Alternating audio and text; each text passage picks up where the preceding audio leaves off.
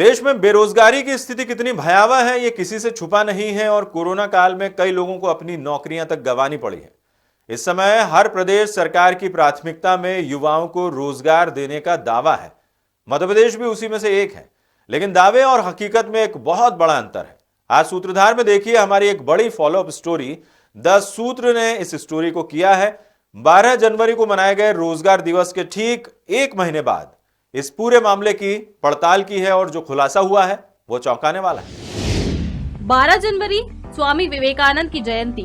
इस दिन मध्य प्रदेश सरकार ने रोजगार दिवस मनाया। राज्य स्तरीय कार्यक्रम का आयोजन हुआ। हर जिले में रोजगार मेले लगाए गए और दावा किया गया कि लाखों युवाओं को रोजगार दिया गया। कुल मिला के 5,26,510 लोगों को 2 महीने के अंदर अंदर रोजगार से लगाने का काम किया गया है। और मैं फिर कह रहा हूं, ये काम यहीं नहीं रुकेगा। हर महीने रोजगार दिवस मना के हम कम से कम 1 लाख लोगों को काम धंधे से लगाएंगे ताकि उसकी जिंदगी में कोई हताशा और निराशा ना रहे। लेकिन हकीकत इससे जुदा है। रोजगार दिवस के ठीक एक महीने बाद यानी 12 फरवरी के बाद द सूत्र ने इस पूरे मामले की पड़ताल की तो चौंकाने वाला खुलासा हुआ। राजधानी के एक्सीलेंस कॉलेज में जिस रोजगार मेले का आयोजन किया गया था उसमें केवल 3 छात्राओं को जॉब मिली है, जबकि इस मेले में करीब 1100 स्टूडेंट्स ने आवेदन किया था। Nestle, Wipro, Dell, L&T, Godrej, TCS, Jaro education, Netlink जैसी 15 से ज्यादा कंपनियों ने इस मेले में हिस्सा लिया था। इस मेले में हिस्सा लेने वाली छात्राओं से जब द सूत्र ने बात की तो हकीकत सामने आई। रोजगार मेले के जरिए 2 छात्राओं को जारो एजुकेशन कंपनी में जॉब मिलने का दावा किया गया और ये भी बताया गया कि इन्हें 10 लाख का सालाना पैकेज मिला है। लेकिन जब द सूत्र ने इनसे बात की तो एक छात्रा का कहना था कि इंटरव्यू हुआ लेकिन ऑफर लेटर नहीं मिला, तो दूसरी का कहना था कि जॉब मिला लेकिन सैलरी 25,000 है, 10 लाख नहीं। पता नहीं, मुझे तो ऐसा कुछ इन्फॉर्म नहीं किया गया है।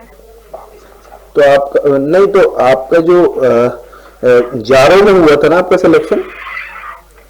यस, उसका मैंने फाइनल दिया था बट हमें उसका रिजल्ट पता नहीं चला है। तो ये जो अभी करियर मेला में जो आए थे तो उसमें तो बता रहे हैं 10 लाख रुपए पर ईयर की सैलरी पर लिया है लोगों को उन्होंने। जारो ने ये जारो में तो नहीं, इतना वो बस बताते हैं, वो इतना देते नहीं है। कल तो हम लोग तो सिर्फ यूजी वाले हैं, वो पीजी वालों को 6 समथिंग का देते हैं। अच्छा, बोलते हैं ऐसा, बट उतना तो उनको भी नहीं देते हैं। पीजी वालों को वो 30,000 पर मंथ देते हैं और उनका इंक्रीज होके 50,500 हो जाता है अगर उनके सेल्स टारगेट्स कंप्लीट हो जाते हैं तो। इधर जबलपुर की बात की जाए तो जबलपुर में आयोजित रोजगार मेले में 10 कंपनियां आई थी, लेकिन 2 कंपनियां टाटा स्काई और एसबीआई रिटेल ने ही स्टूडेंट्स को शॉर्टलिस्ट किया और शॉर्टलिस्ट किए गए 20 स्टूडेंट्स में से महज 4 को ही जॉब मिल सकी। लेकिन सैलरी कम होने की वजह से किसी ने ज्वाइन ही नहीं किया। नहीं, ये एसबीआई में आपने दिया है कि महाकोशल कॉलेज में एसबीआई रिटेलर में? हाँ, एसबीआई रिटेलर में भी इंटरव्यू देने गया था जबलपुर, लेकिन हाँ, फिर क्या हुआ उसमें? सर पेमेंट कम थी, ज्वाइन नहीं किया था। इधर इंदौर में तो रोजगार मेले की प्रभारी बनाई गई प्रोफेसर मनीषा पांडे को पता ही नहीं कि कितने स्टूडेंट्स को जॉब मिली है। द सूत्र से बातचीत में मनीषा पांडे ने कहा कि 400 स्टूडेंट्स का इंटरव्यू हुआ था और 200 को शॉर्टलिस्ट किया गया था, मगर जॉब का पता नहीं। ऐसा ही हाल नरसिंहपुर का भी है। तो इस प्रक्रिया में हम यहाँ प्राथमिक चयन तक तो होते हैं बच्चों के साथ में, और उसके बाद में वहाँ फाइनली कितने हुए हैं ये फीडबैक हमारे पास नहीं होता। तो ये 524 में से लगभग उनने 400 के आसपास के बच्चों को प्राथमिक तौर पे चयनित किया था और फिर उनने उनको सेकंड स्क्रीनिंग टेस्ट पे लेके गए थे। जब भिंड के नोडल अधिकारी देवेंद्र सिंह से द सूत्र ने बात की तो उन्होंने जॉब फेयर में सिलेक्ट हुए 5 स्टूडेंट्स की सूची दी। सर, हमारे यहाँ 4 कंपनियाँ आई थी उस दिन, जिसमें HDFC लाइफ इंश्योरेंस, SBI और रिलायंस और दीनदयाल उपाध्याय ग्रामीण कौशल योजना।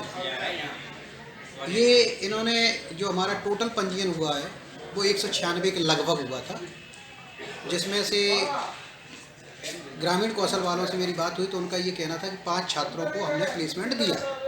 मुझे ये नहीं बताया कि पहले की है बाद की। उन्होंने कहा 12 जनवरी के बाद मुझे जानकारी मिली, तो उनका ये कहना था कि 12 जनवरी वाले रोजगार मेला से आपके ये प्लेसमेंट मैंने दिया है।